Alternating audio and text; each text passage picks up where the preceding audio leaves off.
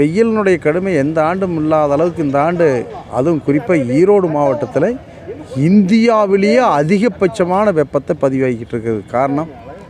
இதற்கு காரணம் இந்த மாவட்டத்தை பொறுத்த வரைக்கும் இன்றைக்கு இந்த வெயில் கடுமையாக இருக்கிற காரணத்தினால வேலைக்கு போகிற ஆட்கள் எல்லாம் இன்றைக்கு குறைஞ்சி போச்சு. வேலைக்கே யாருமே விவசாய வேலைக்கெல்லாம் யாரும் வாரதில்லை.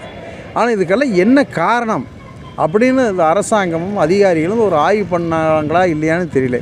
ஆனால் விவசாயிகளை பொறுத்த வரைக்கும் நாங்கள் என்ன நினைக்கிறோம், இதுக்கு எல்லாமே காரணம் நம்ம மாவட்டம் அதிகமாக சுற்றுச்சூழலிலே பாதிப்பு ஏற்பட்டு விட்டது. நிலம், நீர், காற்று பாதிப்பு ஏற்பட்டு விட்டது.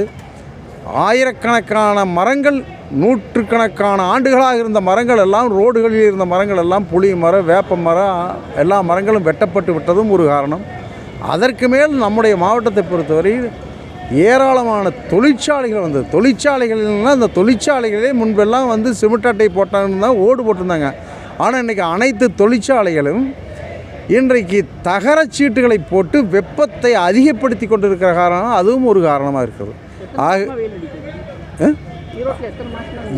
ஈரோட்டில் கிட்டத்தட்ட போன ஜனவரி கடைசியிலிருந்து இன்றைக்கு இந்த வெயில் நாளுக்கு நாள் அதிகமாகி இனி கத்திரி வெயில் காலத்திலே எப்படி இருக்குமோ என்ற ஒரு மிகப்பெரும் பயம் பொதுமக்கள் மத்தியில் ஒரு பயம் ஏற்பட்டு விட்டது. எங்கேயுமே வெளியே போக முடியாத ஒரு சூழ்நிலை, குழந்தைகளை ஸ்கூலுக்கு அனுப்ப முடியாத ஒரு சூழ்நிலை, நாம் வெயிலில் செல்லாத முடிய சூழ்நிலை. ஆகவே இந்த வெயிலின் தாக்கம் இந்தியாவிலே அதிகபட்சமாக இருக்கிற காரணத்தால் இங்கே நாங்கள் என்ன நினைக்கிறோம், மெயின் காரணம் காடுகள் அழிக்கப்பட்டது, மரங்கள் வெட்டப்பட்டது, சுற்றுச்சூழல் பாதிக்கப்பட்டது, நிலம், நீர், காற்று அனைத்தும் பாதிக்கப்பட்டது.